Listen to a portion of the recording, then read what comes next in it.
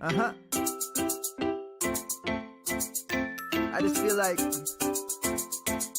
I've been around the block, ripping up fantasy stock, working around the clock. Look at the view from the top. Researching rookies a lot? No, I just be listening to pods. Yeah, one in particular, I'm just a messenger. Let me just pass on the rock. Browning, brunning, pruning, pronouncing ain't what he's doing. What he's doing is not losing, but infusing you with new things. And there's Dennis the Bennett, yeah. The man is a menace, yeah. Building a dynasty, some of the finest things. Promise you, you won't regret it. Sly as a fox, cultured in pop. Give him his props. Here is a thought, here is a box, and you cannot compare them at all. So don't even try. Careful with the news, but when you use a take, I take up Tony Fire. I mean Dyer, because anyone else is a huge mistake. Whoa, fantasy round table, fantasy round table, yeah. Fantasy round table. Come take a look at the crown, baby. Hey, fantasy round table, fantasy round table, woo. Fantasy round table. Come take a look at the crown, baby. Go. Hello and welcome to another episode of the Fantasy Football Roundtable Podcast. Do not have to consult your calendar. It is, in fact, Thursday. We are just about an hour away from kickoff of what's sure to be the best game of the week as the 1-7 Panthers battle the 2-7 Chicago Bears with no Justin Fields and no Khalil Herbert. So all of our hopes from Tuesday's show kind of gone out the window.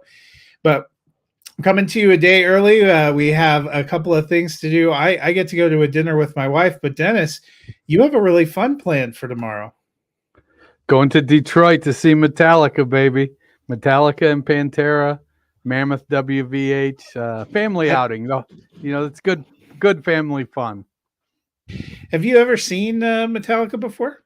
I have seen Metallica. I believe it was the Ride the Lightning tour. Way long time ago, about a 2,500, 3,000 seat club. They were actually opening for Wasp.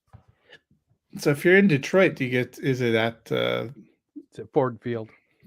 Yeah. So you're gonna, I'm gonna be try to touch away. all the Lions, all the Lions stuff on your way in. Yeah, I'm gonna be way. I think I don't remember exactly where our seats are, but hey, we're gonna be there. It's gonna be a good time. The whole family. Well, speaking of being way far away, our first game of Week 10 on Sunday, right back in Germany. And you know what? Last week we sent them our best. This week they were due. They get the 4-5 Indianapolis Colts at the 2-7 New England Patriots. Dennis, it's looking like Josh Downs might be out. He missed practice again today, dealing with that knee injury. If he does miss, do you see a boost for Alec Pierce? I mean, it's got to be a boost for somebody besides Michael Pittman, right? So Pierce would seem to make the most sense, but also Jonathan Taylor. So, yeah, Taylor has been getting a personal record amount of the receiving work. And he's pretty good at it, along with being probably one of the best pure runners in the league. So I think Pierce will get a little bit of a bump, but, what are we talking, from 3 targets to 5 targets or 6 targets maybe. It'll be the Michael Pittman show, Gardner Minshew checking down to Jonathan Taylor. Could Pierce hit a big one? Yeah, he's your classic Gabe Davisian sort of shoot for the moon, hope he catches a long touchdown because he's not going to get volume. And, sometimes you just got to, plug and pray, man, plug and pray. Speaking of plug and pray, for the Patriots, we're starting Ramondre Stevenson. Our friend Mario Douglas has also been missing practice with an injury. Is there any Patriot you feel good about putting in your lineup besides Stevenson? I can convince myself that it's reasonable to start Hunter Henry, especially if it's a tight end premium league. But even Henry has kind of faded a little bit.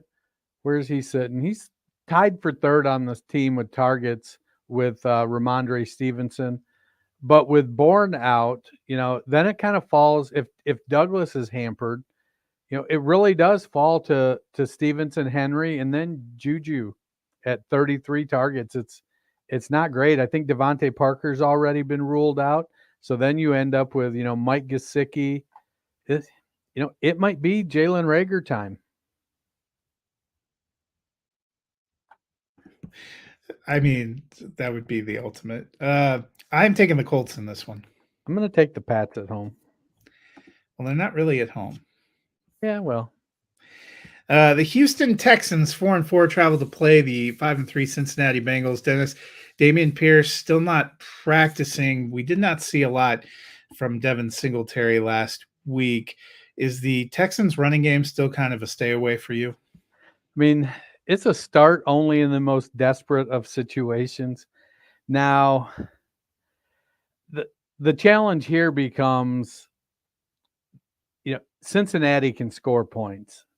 And if they get up by a couple touchdowns, we're going to see CJ Stroud throwing the ball a lot. And while CJ likes to throw the ball, I wouldn't expect a 470-yard, 4 touchdown or 5 touchdown, whatever the heck it was, game this week.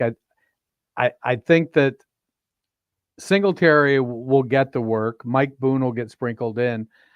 But if Singletary breaches 10 carries, I would be utterly surprised.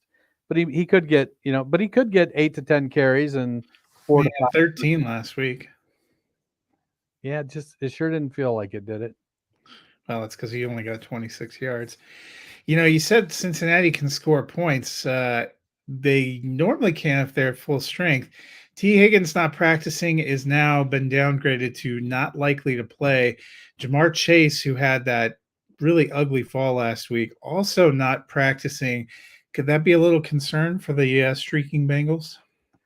So I think I'm going to go with their top options: Drew Sample, Tanner Hudson, and Irv Smith. I mean, isn't this the week you have to start Irv Smith? I am starting Irv Smith. So maybe Kelsey's on a bye. No, I think that Tyler Boyd will step up. That's what he does. He honestly would, on probably 28 of 31 other teams, Tyler Boyd would be the wide receiver too. He just happens to have T. Higgins and Jamar Chase in front of him here in Cincinnati. I know people like to talk a lot about, Higgins is going to go get, a deal somewhere. I think Tyler Boyd's going to have himself a good offseason, get a little contract extension work going too. So, and Joe Mixon catches some passes. The Houston Texans defense isn't great. We've seen Andre Yeshevis, I think is how you pronounce his name. I'm going to go with you. He stepped up and made some plays. Trenton Irwin makes plays. It's almost, as long as they've got 2 of their top 5 weapons available, they can piece together a couple other guys because that's just what Joe Burrow does. Yeah, if Chase is also out, I'll be a little more concerned, but I am still taking the Bengals. So am I. Next up, 5-4 New Orleans Saints at the 5-4 Minnesota Vikings. Dennis, it's been an interesting couple of weeks for Chris Olave. There had been some criticism, about his role. Seemed to do a little bit better last week. Derek Carr said nothing but very nice things about him this week. Are you feeling pretty good about Olave? Yeah, he's been on the rise. He's been moving up the fantasy rankings. In my points per air yards league, he's been killing it. The Vikes give up the 4th most yards to wide receivers and the 11th most fantasy points to wide receivers. So I do think this is a game where Olave should be able to be productive. The challenge is Josh Dobbs is a fantastic story, but maybe there's a reason teams don't keep starting him. And I think there's something to the part of his game where if he has lots of time to think, he overthinks stuff. So coming in last week with virtually no preparation, he couldn't do anything but react. Now, he can run the ball okay. I just feel like Olave, the biggest danger to him is going to be the Saints getting ahead getting a lead and then trying to grind it out with Jamal Williams and short passes, it runs from Taysom Hill and all that kind of stuff. Yeah, and for the Vikings, you may need to watch out. KJ Osborne in concussion protocol, still not practicing either. I am taking the Saints in this one. I'm going Saints as well. Next up, the 3-5 Green Bay Packers at the 5-3 Pittsburgh Steelers. Dennis, aside from Aaron Jones, how do you feel about the rest of the Packers? So I love Romeo Doubs. Unfortunately, Jordan Love's inconsistency leads to Romeo Doubs' inconsistency. Now, I will say Doubs is way more consistent than Christian Watson, and that's a plus. But between Jaden Reed and Romeo Doubs, one of the sleepers I like on this team a lot, when Watson is out, Dontavian Wicks makes plays, and then Luke Musgrave. So they've got weapons. Aaron Jones is the primary guy, and until A.J. Dillon, steps back in, and I guess the general consensus is until there's 6 inches of snow on the field, Dillon isn't going to step back in. So for me, I got Doubs as a low-end flex play, Jaden Reed as a plug and pray, and a high-end tight end too for Musgrave. But a lot of it will depend on how accurate Jordan Love can be. Yeah, I'm not super bullish on their receivers going against Pittsburgh because we kind of saw last week. I was very excited to be back starting DeAndre Hopkins, and he got 11 targets. But holy shit, it was not fun to watch. Speaking of not fun to watch, after kind of taken off for a few games, George Pickens has been more the face on a milk carton variety the last few weeks. It seems like Deontay Johnson getting going again, had 9 for 70 and a touchdown last week. Not a super high volume in Pittsburgh to begin with. How are you feeling about Pickens? So Pickens is immature, but he's a baller. And you know that comes with the territory. And Deontay Johnson is the wide receiver one. Like, I had Johnson in a league where I'm rebuilding, and I threw him out on the block, and somebody's like, "Hey, what are you looking for Pittsburgh's wide receiver 2?" And I'm like, "I don't know what to tell you, man, but I don't roster George Pickens." And he's like, "Oh, Pickens is better." I'm like, "He may be better, but Pickens is the wide receiver 2 in Pittsburgh. Deontay Johnson is the 1. Regardless of how you shake it out, there's going to be weeks where, Pickens has more targets, maybe more yards, but across the board, it's a Deontay Johnson field there." Well, and Pickens, I almost put him in what you said about Gabe Davis, the, plug and pray. Yep. And Pickens makes some phenomenal plays, but there's something to gaining the maturity to be out there doing other things that earn you targets besides, getting. And it would be one thing, I think, if Pickens got open a lot, but Pickens is a contested catch guy. He doesn't get a lot of separation on a lot of plays. Sometimes he's open, but there are other times where he's just like, "Look, if you throw it at me, I'm gonna catch it." And it's like, great. I'm glad you believe in yourself, but Deontay's got 5 yards of separation over here. I'm going to take the Steelers. Who are they playing? Yeah, I'm taking Packers. The Steelers too. Next up, 3-5 Tennessee Titans at the 3-5 Tampa Bay Buccaneers, a battle of two teams that are pretty desperate for victories. Will Levis, officially the starting quarterback. Treylon Burks in concussion protocol, still not practicing. We know we're probably starting Hopkins and Derrick Henry. Any Titan beyond that you're interested in? Levis does have QB2 appeal because we've seen him put up touchdowns on fairly low volume passing. Nick Westbrook-Ikhine is probably the next wide receiver I'd be looking at, but he's a low end flex at best. And probably if you're starting Nick Westbrook-Ikhine, it's because you're rebuilding and you're just, you got to put somebody there. Chig Okonkwo hasn't been as consistent this year as we had hoped after seeing what we thought was a breakout last year. We'll see. Maybe Levis can breathe some life into Chig as a tight end, a high-end tight end too. He had a little bit of chemistry with Kyle Phillips last week. I need to see it more than 1 week before I'm putting it in there, but that was something to watch. Last week, Rachaad White had probably his best game of the season. Titans' rush defense is pretty stout. How are you feeling about White this week? So when I saw you put this on the sheet, my initial reaction was, well, White's a terribly inefficient runner, so that doesn't, he's not going to run the ball great against Tampa anyways. And I'm like, but he's been making his hay in the passing game. And then last year he caught 50 of 58 targets, which was great for a rookie. This year he's caught, 38 of 39, something like that. He's averaging about a target more and more than one reception more per game than he did in 2022.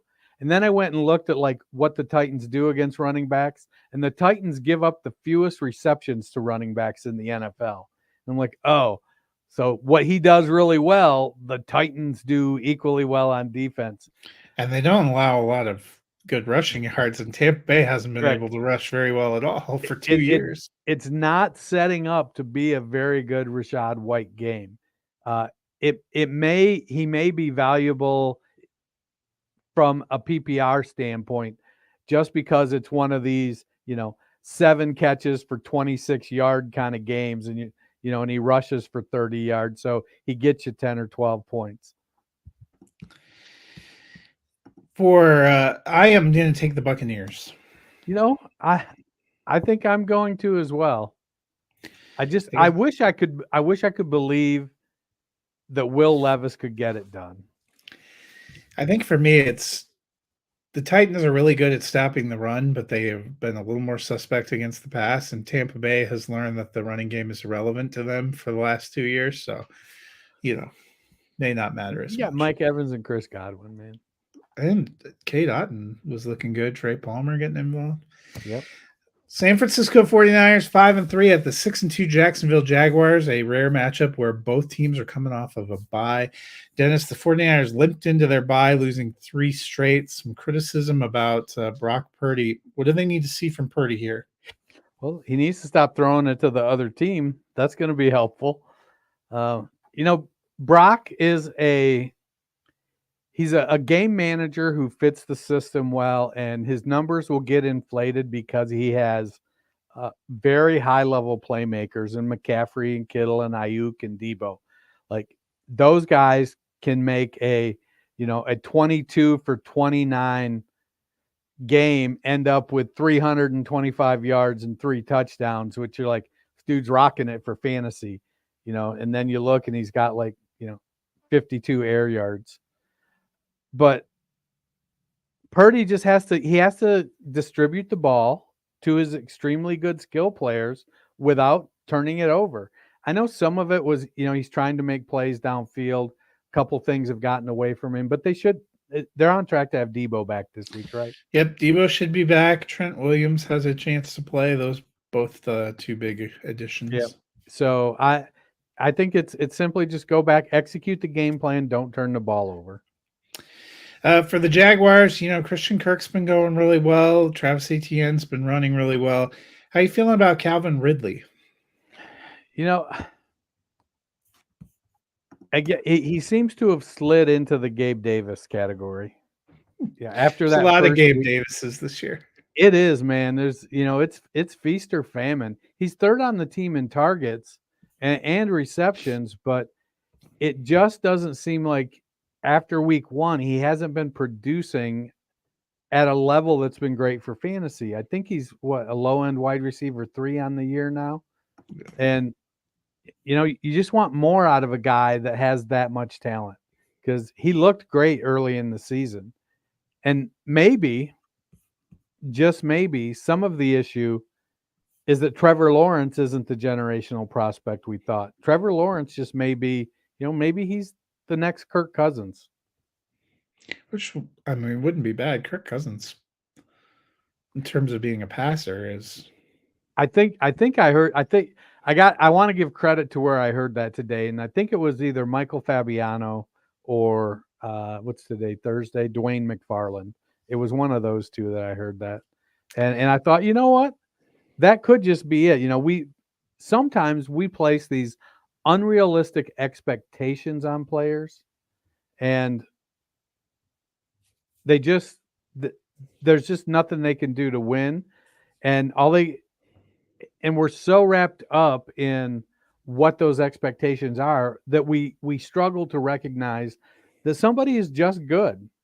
No, they're not great, they're not otherworldly, but they are good, and that may just be where we're at with Trevor Lawrence.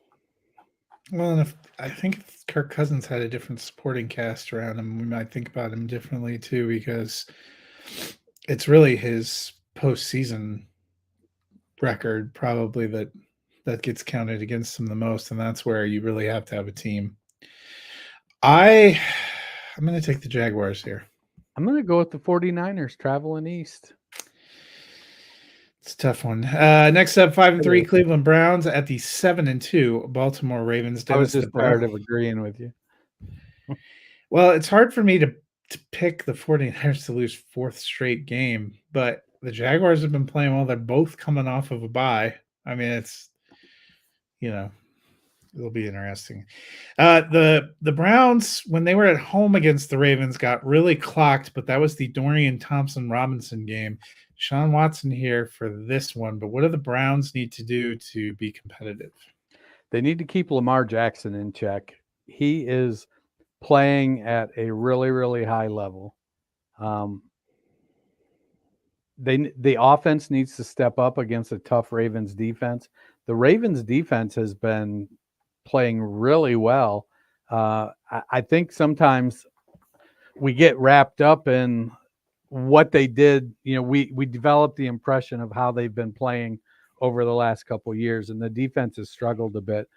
But with Roquan Smith settling in there in the middle of that defense, that defensive backfield has gotten a lot better. They're getting some pressure on the quarterback. They're just playing good all along the defense. And that may make it for some tough sledding for the Browns in fantasy. I don't know. I think that Deshaun Watson has to start to make plays like when he was in Houston. He's got weapons in Amari Cooper and David Njoku and Elijah Moore. Jerome Ford's been playing well. Kareem Hunt is doing Kareem Hunt things. If the offense can put up some points, the defense, I think, can hold Baltimore to a reasonably close game. For the Ravens, meanwhile, for a while there, it looked like Zay Flowers was kind of developing into a reliable start, but we've seen just a real mishmash at receiver the last few weeks. Is there any receiver that you feel good about with the Ravens? No, I still feel good about Zay Flowers. I think he's the number one there. OBJ had a good week last week, but I mean, it was his birthday. That happens. I think it's really, it's Mark Andrews. Zay Flowers is the 1A, and when he's fully healthy, I think Beckham is the 1B. But Flowers had one target last week. Sometimes that's just the way the cookie crumbles. I am going to take the Ravens in this one. I'm going with the Browns. Next up, the 4-5 Atlanta Falcons at the 1-8 Arizona Cardinals. Dennis, we talked on Tuesday about how Bijan Robinson has only seen one carry inside the 5 all year. We've seen some weird usage between him and Tyler Algier. How are you approaching them for fantasy? Well, I'm not approaching them the same as Arthur Smith does. But who knows how Arthur Smith approaches them? It seems to change week to week. He literally said, Bijan has been really excelling away from the ball. Yeah, well, let's let him excel with the ball. That would be awesome. I'm not playing fantasy. Well, and I'm not playing NFL football, but guess what we both need? Points, man. Give the ball to your good players. Unfortunately, Algier is going to get – now, here's the hard part is I really like Algier. And if they hadn't drafted Bijan Robinson, I dare say I would love Algier. I think he fits great in this offense. But you drafted Bijan Robinson, who is just so much more of a high-level prospect that it doesn't make sense to keep not using him because you have Tyler Algier. I get it. You want to have depth. You want to have you want to make sure your team can go far in the playoffs if you can make the playoffs. But man, use your good players. Give your good players. And by good, I don't mean just you've got a bunch of good guys, so you're going to give it to all of them. I mean, like, get the best players the ball, man. Come on. Look, when you spend your week scheming 6 to 10 high quality throws for Johnny Smith, you don't have time for all that other BS. Kyle who's London? Who's Bijan anyway? For the Cardinals, we may see James Conner. He's back practicing. They open the window. They have not yet activated him, but it seems like it's trending that way. We know we're going to see Kyler Murray. What do you expect from Kyler Murray? I think Kyler's going to be a little bit rusty, but I think he's going to want to prove that he's ready to go. So if it doesn't make sense in my head, and granted, I sit behind a desk in suburban Ohio as opposed to on the sideline in Phoenix, Arizona. But it doesn't make sense to me if Kyler is not fully healthy and ready to go at his peak performance level that you would play him. So I've got to think that they're going to be okay with him running. They're going to run the offense just like they would if he had never had the injury. He'll have the full complement. Go out there, Kyler Murray, and do Kyler Murray things. I think the biggest thing will be that the timing will be a little bit rusty just because he hasn't had reps for months. I'm taking the Fighting Arthur Smiths in this one. I think I am too. Next up, the 6-2 Detroit Lions at the 4-4 Los Angeles Chargers. Dennis, looks like David Montgomery will be back. What do you expect from him and Jahmyr Gibbs in tandem for the first time in it's got to be like 5 or 6 weeks? And do you remember what the early season was like? That's what I expect. David Montgomery. David Montgomery is going to get 20 carries. Jahmyr Gibbs is going to get about 12 touches. Montgomery's likely to get a touchdown.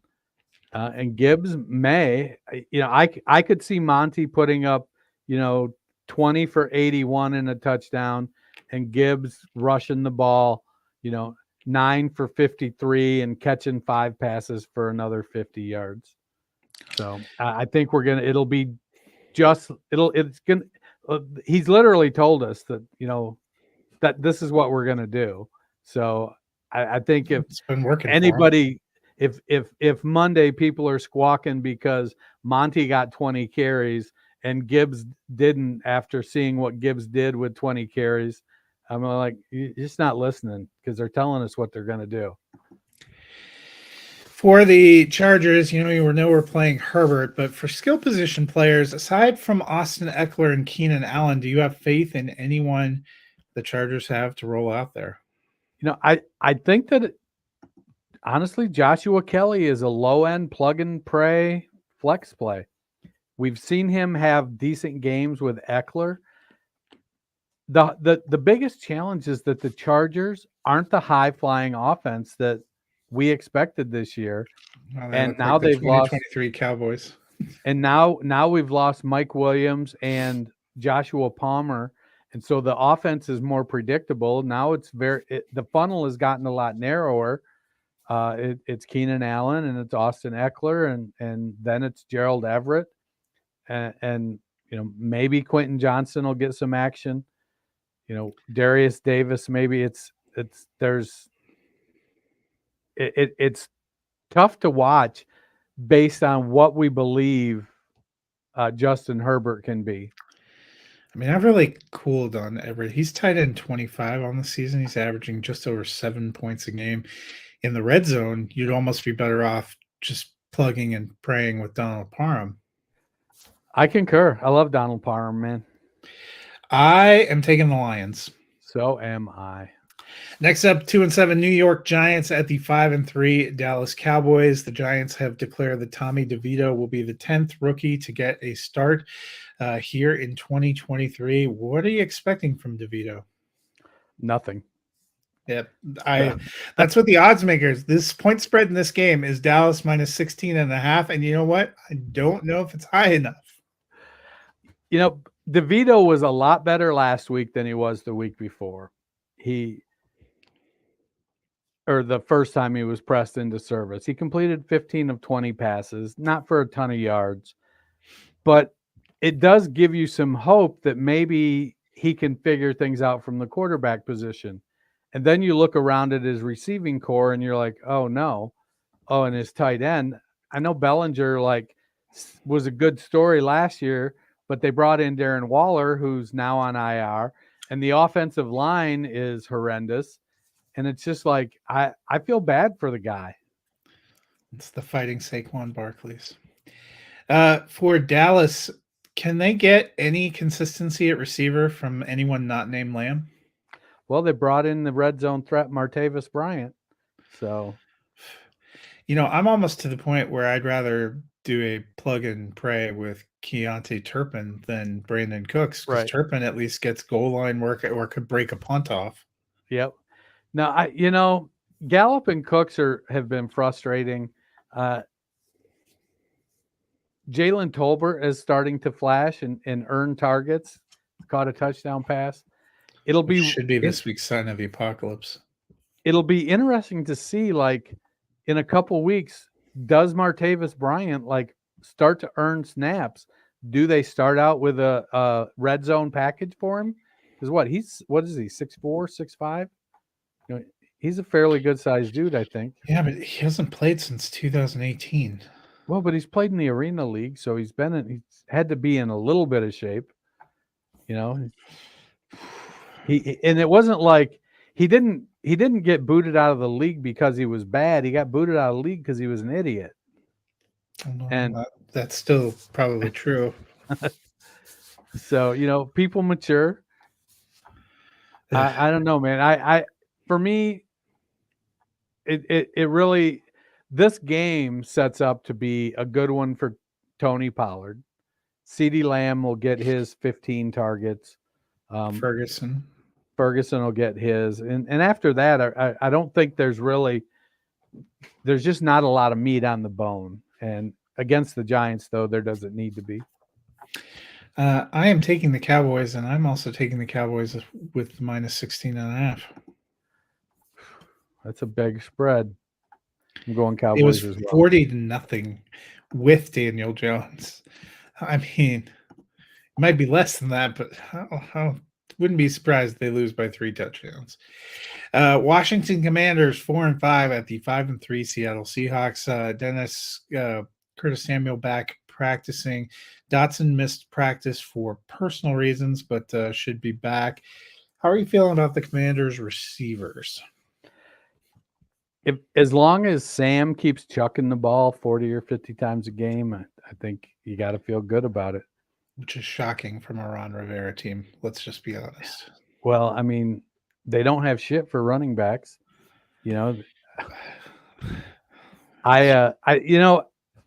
Obviously I rank Terry McLaurin as the best one. Jahan Dotson's the second best. Then there's a little bit of a gap, and it's Curtis Samuel, but Samuel will make up some points, getting a few carries, and then way down the list you got De'Ami Brown. I mean, I'm comfortable starting McLaurin. I'm okay with Dotson as a flex. Samuel is on.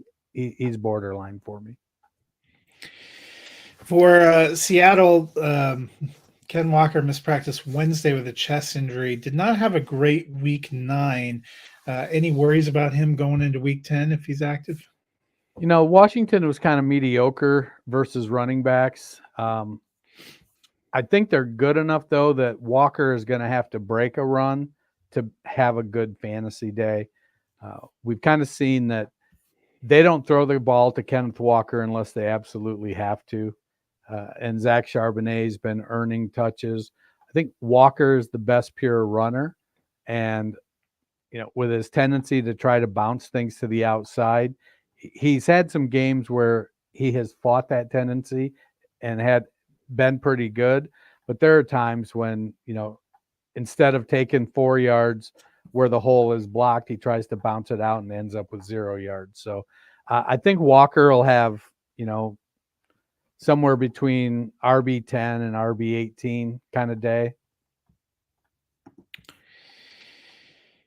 I'm taking Seattle. So am I. Next up, we get a barn burner on Sunday Night Football. The 4-4 Jets at the 4-5 Las Vegas Raiders. Dennis, Alan Lazard was kind of a higher profile signing for the Jets this offseason, likely due to Aaron Rodgers. But it seems like they've tried to get him involved the last couple of weeks. Do you buy into him at all for fantasy? No, I don't. I mean, I didn't buy into him when they signed him. The fact that Corey Davis literally looked around and said, "Really? You think this guy is better than me?" Quit football. I'm just gonna go home. If you guys don't Speaking get of which, he left the team before the regular season. If you look on the Jets injury report, they still list Corey Davis. I just Lazard. He had his shot to be the guy in Green Bay, and he just doesn't have it in him. It is, he's a blocking receiver who's going to catch a couple passes here or there, and unfortunately, with Zach Wilson at quarterback, would he be better with Aaron Rodgers? Sure, he'd be a little bit better, but he'd still be who he is. So he's getting more opportunity than he deserves. But someone has to be the wide receiver too for the Jets. Sticking with wide receivers, how are we feeling about Davante Adams and Jacoby Myers? Didn't have huge days last week, and the Jets, if they have anything, they have a pretty good secondary. They have a phenomenal secondary. I think that Adams and Myers, the first game, Myers was substantially out-targeted by Josh Jacobs in Aiden O'Connell's first game. Last week, Adams and Myers led the team in targets. I think they will this week as well. But you're right. It's going to be a game where Davante Adams is going to have to, make plays. And I'm not going to be surprised if O'Connell throws 3 interceptions. But I also won't be surprised if Zach Wilson throws 4. I'm going to take the Jets. I'm going to ride that Raiders coaching change high for one more week. Can I just say I've never had more of a facepalm moment than reading today how Mark Davis finally admitted that not retaining Rich Bisaccia set the Raiders back 5 years. I mean, all he had to do was listen to our show. We'd have told him that. Or look at what was on the freaking field. You can't tell me they're better off at quarterback now either than they would have been keeping Derek Carr. Next up, Monday Night Football, 3-5, Denver Broncos at the Question 5. For you. If you're Rich Bisaccia and he calls you, do you go back? There were some rumblings on the internet that he was a candidate to come back. I mean, he's in Jacksonville now, right? I think so, yeah. Like as some kind of a position coach.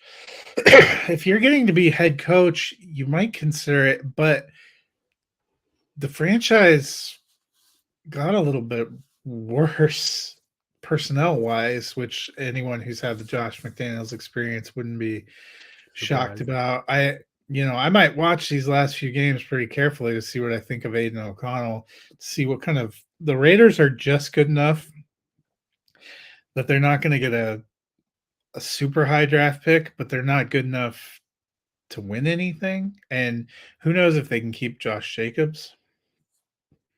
I mean, I'd have a lot of questions. Davante Adams hasn't publicly asked out in the last week and a half, but it's probably still on the back of his mind. Jacoby Myers is a player that probably signed a contract there based on a certain idea of going back to his old offensive coordinator. You have Hunter Renfrow, I think, in a contract year too. So I don't. Even some of their more attractive pieces are not guarantees. I'd be asking myself, is that because he's never been other than that interim? I don't think he's I ever don't been a think head so, coach. no. I don't No. know that that's where I'd want to roll the dice to be my first head coach.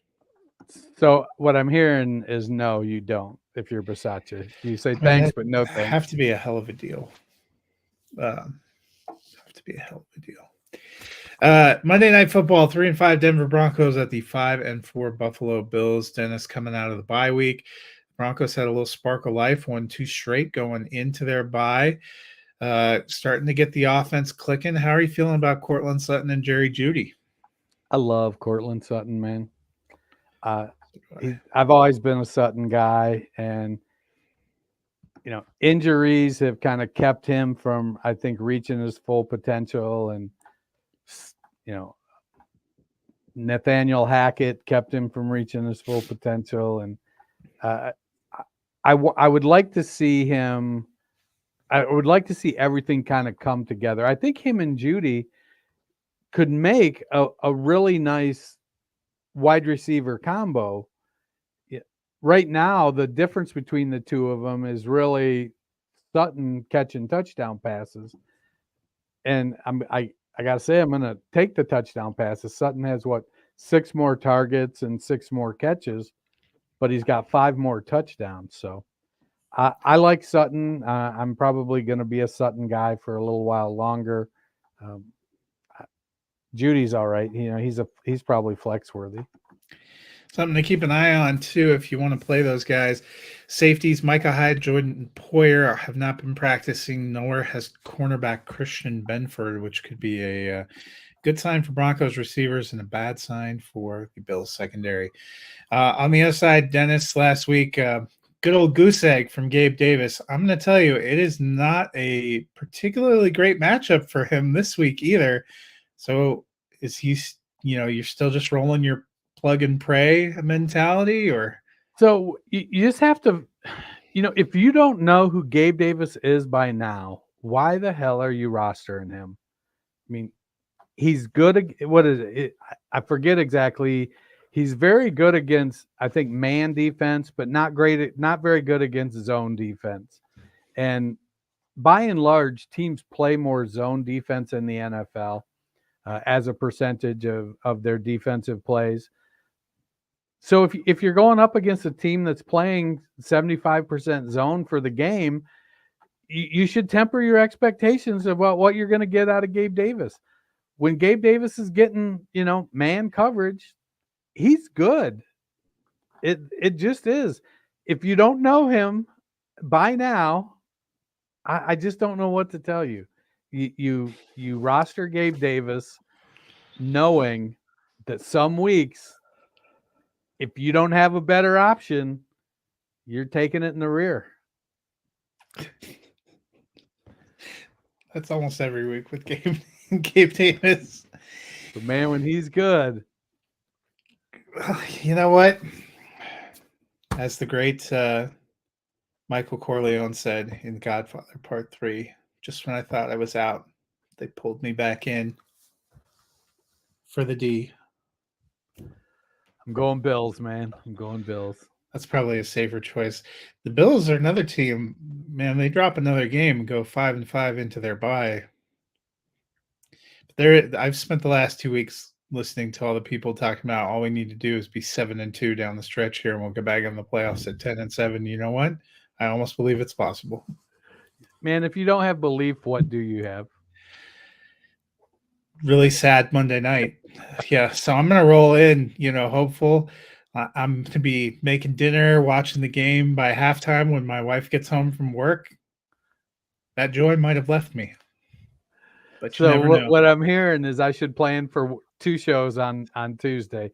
One where I talk an awful lot, and one where it's a little more even. Well, fortunately, we'll get to the Broncos Bills games at the end of the Tuesday show, so I'll have time to go through Process. the stages of grief, Right. or I'll just be on a euphoric high. Right. I'm hoping for the euphoric high. I got to be honest. That will do it for us. Since we went on Thursday, people have just that extra day to kill before games really begin in earnest on Sunday. So how can they fill that time? Go hit that subscribe button on your favorite podcast platform. Give us that download. Listen, don't listen. Tell your friends to subscribe and not listen. I dare you. It's going to be a big 4 days between now and Tuesday. You're hoping I'll be emotionally stable enough to do the show. And after your concert tomorrow night, I'm just hoping you'll be able to hear me. Yeah, and hoping I'll be able to talk. You have a couple of days to recover. So Right. We'll see how it goes. Well, that'll do it for us today. You guys have a wonderful evening. Survive Panthers Bears. And Right. we will see you on Tuesday.